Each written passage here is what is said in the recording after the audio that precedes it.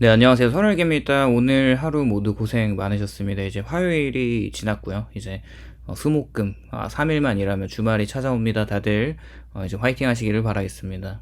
오늘은 이제 좀 무거운 주제인데 최근에 전해진 한 사건이 이제 우리 사회가 오랫동안 외면해온 질문을 다시 꺼내들게 한 것 같아요.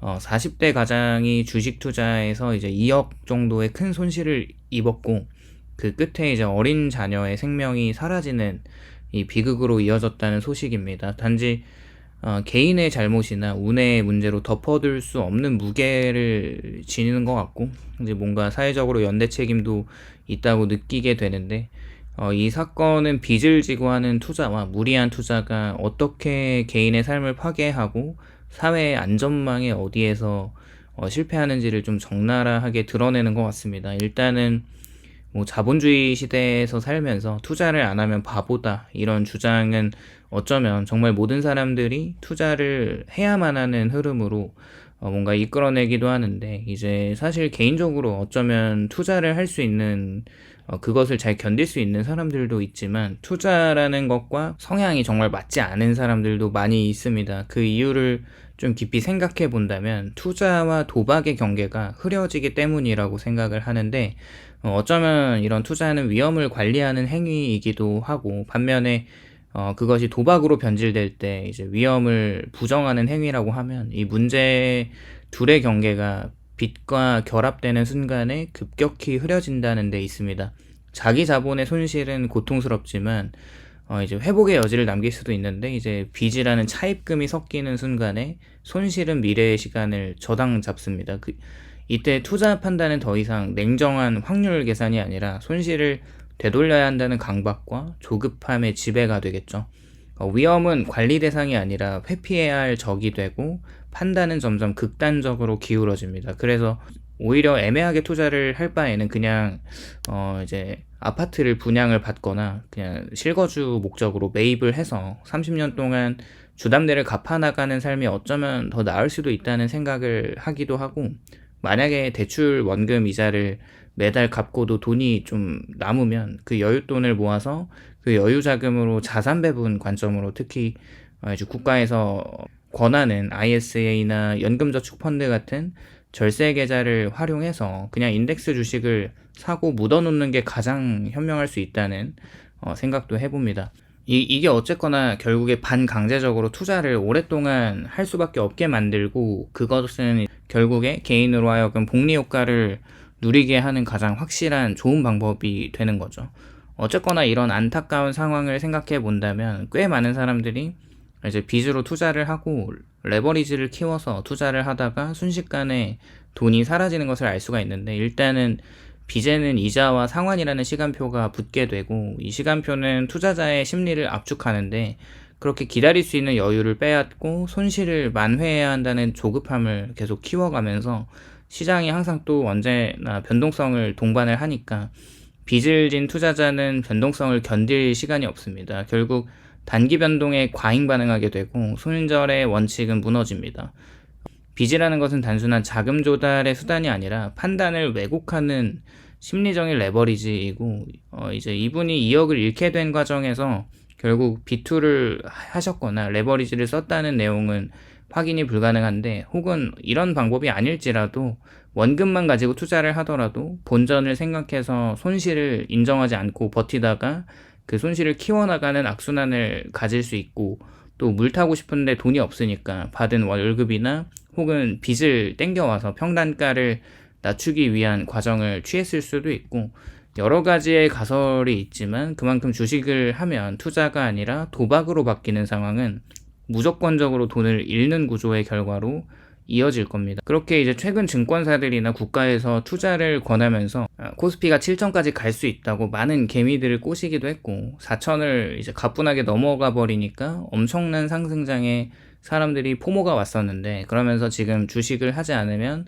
바보가 된다는 생각들이 많은 개인 투자자들을 투자판으로 이끌었죠. 이제 도박판으로 이끈 거죠. 그렇게 무리한 투자는 감정의 문제가 아니라 구조의 문제인 것도 같다는 생각이 들고 자기 자본 대비 과도한 비중은 단 한 번의 변동으로도 삶을 뒤흔드는 것과 돈을 버는 투자자들이 대부분 느긋하게 기다리는 것을 잘 한다면 항상 돈을 잃는 사람들은 잦은 매매로 수수료와 감정 소모를 계속 키워서 기대 수익을 깎습니다. 지금 여기 나온 이제 40대 분을 외에도 굉장히 많은 사람들이 돈을 잃고 빚을 진 사람들도 정말 많을 거라고 생각을 하고요. 그리고 그렇게 소수 종목이나 테마의 과도한 집중은 분산이라는 안전벨트를 풀어버리고 빚이 더해질수록 이 요소들이 서로를 증폭시키면서 위험을 기하급수적으로 키울 수밖에 없습니다.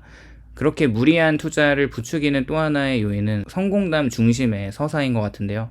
극단적인 회복과 단기간의 대박은 주목을 받지만 조용한 손실과 장기적인 회복은 가려지면서 이 비대칭은 투자자를 현실에서 떼어내고 환상으로 이끌어서 특히 손실 국면에 접어든 투자자는 성공담을 나에게도 가능한 출구로 오해합니다.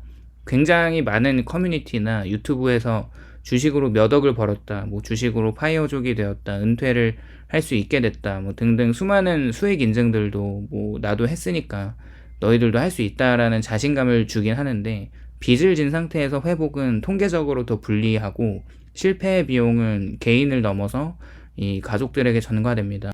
가족 중 구성원이 빚을 지고 투자로 엄청난 빚을 지면 그것을 이제 모른 척하고 이제 가족들이 관계를 끊기보다는 어떻게든 도와줄 거란 말이죠. 일단 욕을 하더라도 그럴 텐데 일단 그런데 가장은 가족을 책임져야 한다는 압박이 있고 이런 도움을 청하는 행위를 가로막게 되는데 빚과 손실을 숨기는 침묵이 문제를 더 키우고 금융적인 어려움은 부끄러움이 아니라 관리의 대상이어야 하지만 현실에서는 체면과 낙인이 앞섭니다. 이런 침묵 속에서 투자자는 혼자가 되고 판단은 더 극단적으로 치닫게 되는데 결국 이제 손실을 만회하기 위해서 더 많은 돈을 끌어쓰고 결국 그 돈도 공중분해되는 그런 결과가 나타나기도 하죠. 그러한 혼자 해결해야 한다는 믿음이 가장 위험한 선택을 정당화시킵니다. 물론 이분께서는 아내에게 2억을 잃었다고 말을 했었고 항상 우울하기도 했었지만 결국 자신이 저지른 행위에 책임을 져야 하는 압박이 엄청났을 거라고 생각이 들기도 합니다. 안타까운 것은 어떤 경제적인 실패도 아이의 생명관을 맞바꿀 수 없다는 것이고 이 명제는 토론의 대상이 되면 절대 안 되고 가정의 위기가 감지될 때 아이를 보호하는 시스템이 즉각 작동해야 하지만 우리가 이제 종종 가정 내부의 문제를 사적 영역으로 방치하는 것 같기도 하고 무리한 투자와 빚은 개인의 선택인데 그 결과로 위험에 노출이 되는 가족들이나 뭐 아이들의 안전은 공적 책임인 것 같기도 합니다. 이 경계가 분명해질 때 비극을 막을 수 있다고 생각을 하고 이번 사건뿐만 아니라 사실 과거의 뉴스 아카이브를 찾아보면 2000년대 초반부터 계속해서 40대의 가장이 주식으로 자살하는 사건들이 엄청나게 많이 있어 왔습니다. 그렇게 이 모바일 거래와 그 각종 금융상품의 확산은 투자의 접근성을 높였지만 위험의 문턱도 낮춘 것 같기도 하고 그렇게 이제 빚과 차입과 레버리지는 몇 번의 클릭으로 가능해졌고 위험한 경고는 형식적이고 교육은 뒤따르지 못하고 있는 거죠. 일단은 빚을 지고 하는 투자는 절대 해서는 안 되지만 우리나라가 레버리지 민족답게 뭐 옛날 조선시대 때부터 부동산을 거래하는 매매 기록들을 보면 1년에 뭐 7번도 사고 팔았다는 내용이 문헌에 있을 정도로 엄청나게 레버리지를 과하게 끌어쓰는 것은 지금에야 나온 현상이 아니라 민족 특성인 것 같기도 합니다. 그렇게 빚을 끌어서 레버리지를 두고 투자하는 것이 손실의 비대칭으로 뭐 이익은 제한적이기도 하지만 손실은 무한에 가깝다는 거죠.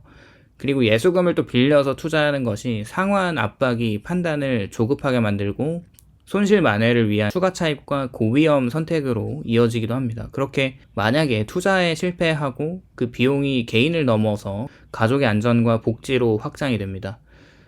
빚을 지고 하는 투자는 더 큰 기회가 아니라 더 빠른 파국으로 이어질 확률을 높일 수밖에 없고요. 또 투자라는 것이 손절, 분산, 한도라는 기본 원칙이 감정 앞에서 무너지는데 투자를 해본 사람들은 알지만 종목과 사랑에 빠지지 말라고 하는 격언이 있을 정도로 확증 편향은 자신의 판단을 지지하는 정보만 수집하고 이미 투입한 비용을 회수하려는 심리가 위험을 키우게 되죠. 그렇게 무리함은 성격의 문제가 아니라 구조와 환경이 만들어낸 결과이고요. 어쩌면 투자는 삶의 전부가 아니고 어떤 손실도 생명보다 크지 않습니다. 빚 위에 세운 수익의 환상은 결국 더 큰 상처를 남기게 되고 이번 사건이 남긴 질문에 답하는 길은 분명한 것 같아요. 빚을 지고 주식을 투자하는 게 맞지 않은 사람들은 투자를 지양하고, 그렇게 특히 비투와 이런 무리한 투자를 단호하게 비판을 해야 하고, 개인을 고립시키는 구조를 좀 바꿀 필요가 있는 것이죠. 오늘은 이렇게 좀 무거운 주제로 이야기를 해보았는데, 다들 이제 공감이 되셨다면 영상에 좋아요, 구독을 부탁드립니다.